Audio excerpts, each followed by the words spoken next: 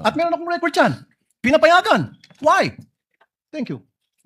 The comments of Senator Judge Rafi Tulfo is recognized. However, the chair would like to point out that in the impeachment court, there is no majority nor minority. We are all senator judges. And Senator Lacson earlier requested also an additional time to finish his point, which the chair allowed. That's why the chair reminded Senator Judge Padilla to wind up because his time already lapsed. Kaya nga, Mr. Presiding Officer, I'm sorry, I do have a lot of respect in you. Yung sa akin lang, kahit na sino senador, kapag dating na ng 2 minutes, pinipindutan ng bell eh. Ako ilang beses na ako napindutan ng bell. Nakakairita eh. Samantalang yung iba, hindi pinipindutan ng bell, umabot pa ng 5 minutes. I'm not referring to anybody here now. Yun lang yun eh. Kaya nga kuminsan, binubulungan ko na nandiyan eh. Oy, pindutin mo na yung bell. Para naman makapagsalita yung iba. Yun lang po. Wala na akong tinutukoy dito. Dapat maging fair tayo yung sa nagpipindot ng bell. Pag sinabing 2 minutes regardless kahit na sinong senador yan. Thank you. The clerk of court is instructed to kindly relate to the bell ringer to kindly be consistent in doing the polite reminder to the senator judges with respect to the time allotted. Senator Officer. Judge Yes. Cayetano Alan. No, I take the comments of Senator Tulfo in order. I respect your opinion, but just to put on record, as you said, Senator Lacson a while ago asked for more time, binigay. Walang bell yon. Yesterday, 2 bell sa akin. 2 o 3. Dalawa lang ang bilang ko. 2 lang bilang mo. And maybe the solution is that after the first, isang bell na lang, pero kasi from the start of the impeachment trial, we asked the presiding officer at sabi mo nga, liberality, because then if we can't ask questions, baka magkaroon ng motion or mas lalong tatagal. Maybe you've been doing it naman, but yun nga, yung just ask to wrap up. But konting, we all want to get back to work. There's so much that we want to do. At least wala ngang majority-minority, but at least wala ngang threat ng kaso sa majority eh. Kami magsalita dito, parang may sword sa aming nakatutok. So, konting pagbibigay din sa amin ng konting liberality din sa pagtatanong. Yes. But in accordance with the rules, tama naman po yung sinabi ni Senator Tulfo. The presiding officer shall take in advisement the points raised by Senator Judge Rafi Tulfo as well as the point raised by Senator Judge Allen. And in that spirit, kindly wind up, Senator Judge Padilla. Ginoong tagapamahalang hukom, nais ko lamang pong sagutin ang ating kaibigan na si Senator Rafi Tulfo. Sandali lang po. Kaibigan, mas mahaba kasi yung sagot ng ating prosecution. Ako po ay nagtatanong lamang ng oo ba o hindi. Opo. Pasensya na po. Opo. Kindly wind up, Senator Judge Padilla, but you're gonna bail of the Maraming second round salamat if there's po. one. Tatalon na po ako. Dito na po ako sa aking kaibigan. Maraming salamat po, kaibigan. Opo. Sa aking pong kaibigan, kay Attorney Matibag, mahal na saksi. Mabilis lang po ito. Ako po ay napunta sa PDP laban dahil po sa inyo. Tama po. Opo. Kayo po ang kumimbinsi sa akin. Tama po. Campaign manager niyo pa po. Opo. At masasabi po natin na isa kayo sa nagpa-number 1 po sa akin. Tama po. Sa lugar po namin, number 1 po kayo. Opo. Attorney Matibag, sumama po ako sa inyo dahil alam ko na isa po kayo sa arkitekto ng pagkapanalo ni President Rodrigo Roa Duterte. Tama po ba? Hindi po. Sapagkat noong 2016, ako po ay campaign manager ng Region 4A ni Secretary Mar Rojas po. Ayun. So hindi po kayo connected nung panahon na yon kay Pangulong Rodrigo Roa Duterte? Hindi po. Opo. Kung kayo po ay nagtatrabaho sa mga iba't ibang politiko, kayo po ba ay matatawag na political analyst o political ano pong tawag po doon? Yung mga nagkasagawa, nagpapatakbo ng politika ng bawat politiko? Well, maaari pong matawag na tayo ay tumutulong sa ating pinaniniwalaan na kung sino po ang dapat manungkulan sa ating bayan. Opo. Ibig po sabihin, pwede po kayong gumawa ng isang kandidato at manalo? Makatulong lang po. Sapagkat ang paniwala ko po, hindi naman po isang tao, lalo na ako, ang magpapanalo ng isang kandidato. Opo. So ngayon po, masasabi po natin na pwede po kayong magtrabaho bilang isang political operator?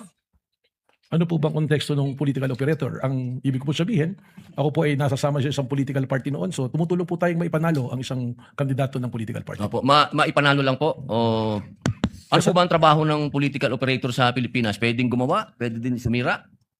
Well, ang political operator to be successful, kailangan po yung kanyang sasamahan ay magtagumpay ang kanyang pong laban at advokasya. Okay. Yun lang po. Maraming salamat po, kaibigang attorney. Thank you, Senator Judge Padilla. The Senate President is recognized for his interjections. Thank you, Mr. Presiding Officer. Tutuloy ko lang po yung mga katanungan ng mga kasamahan natin kanina. Mr. Witness, yung babalikan ko po yung persons of interest. Itong person of interest, ito yung nakausap niyong actual killer? Yung persons of interest po can be characterized na merong nakausap. Hindi, At pero yung meron- kausap nyo, ito ba yung actual na nakontrata? Well, persons of interest yun nga po, ang sinasabi nga po natin, ito yung maaring makapagturo. Hindi pa po natin nakausap ito lahat. Ang sinasabi ko po kanina, dun sa atin pong mga nakilala, meron na pong mga pamilya na gustong makipag-usap sa atin at magbigay ng impormasyon. Hindi. Katunayan, nakakausap na po. Hindi, so hindi ito yung actual na nakontrata. Yun po yung dumadaan pa po sa proseso ng aming pong pag-iimbestiga. Hindi, gusto ko lang by process of elimination. Yung nakausap nyo is hindi pa actual na nakontrata. Hindi pa po natin masiguro doon po sa natitirang numero kung ang isa doon ay siya talaga ang actual na nakontrata or grupo po. Yung ibang, nasabi nyo may iba rin ba kayong nakakausap pa? Tama po. Yung iba naman ay makakapagturo kung sino yung nakontrata. Tama po, Your Honor. Tama. At itong mga taong makakapagturo, ano po yung mga ebidensya na pwede nyong sabihin na credible itong mga taong to? Doon na po pumapasok yung mga intelligence report po sa amin using our tools, the human intel and Give me an officer example. intel. Bigyan lang kami ng concrete example na ito ay credible, pwedeng paniwalaan na magtuturo. Just give us an example. Yung ginagamit po namin dito na human intel ay yung mga dati na rin po naming informants na nasa ground po na nakakakuha po ng mga intelligence na ipinapasa po sa amin. So base ito sa human intelligence. Human intel po. Tama. Pero pwede ring mangyari na itong person of interest wala ring kalalabasan. Posible po yun. Nangyayari po yan sa mga kaso po na... So yung nasabi nyo kahapong 3 to 6 months, pwede rin after 6 months, zero. Walang kalalabasan. That is a possibility pero gaya nga ng sabi ko because we were able to narrow down the numbers at meron pong strong indication right now kasama na nga po yung hangarin ng mga pamilya nitong mga taong nakausap na tinitingnan natin dito po namin ibinabase na mukhang lalabas po ang positibong resulta po. So in other words, yung probability, mataas. Mataas po. Gaano kataas? Bigyan nyo kami ng more or less lang in Siguro your own po opinion. from the scale of 1 to 10 doon po tayo ngayon sa 6 to 7 po. 6 to 7 na merong kalalabasan na magtuturong may nakontrata. Tama po. Babalikan ko lang yung statement nyo na nakakausap nyo parati yung na-mention nyo yung Vice President Security Group. Tama? Kasama po yun sa isinama natin na pag-aaral po, pag-imbestiga. Correct. Kasama ba sila sa persons of interest? Itong Vice President Security Group? Meron Kasi pong nabanggit nyo kasama kahapon na madali silang tawagin, nandun lahat. No? Kasama ba sila dito sa persons of interest ninyo? well, Kung pwede nyong sabihin, I know you're investigating, kung pwede lang sabihin, actually meron pong personalidad na kasama ron. merong kasama doon. But naintindihan ko na itong VP Security Group is also members of the government.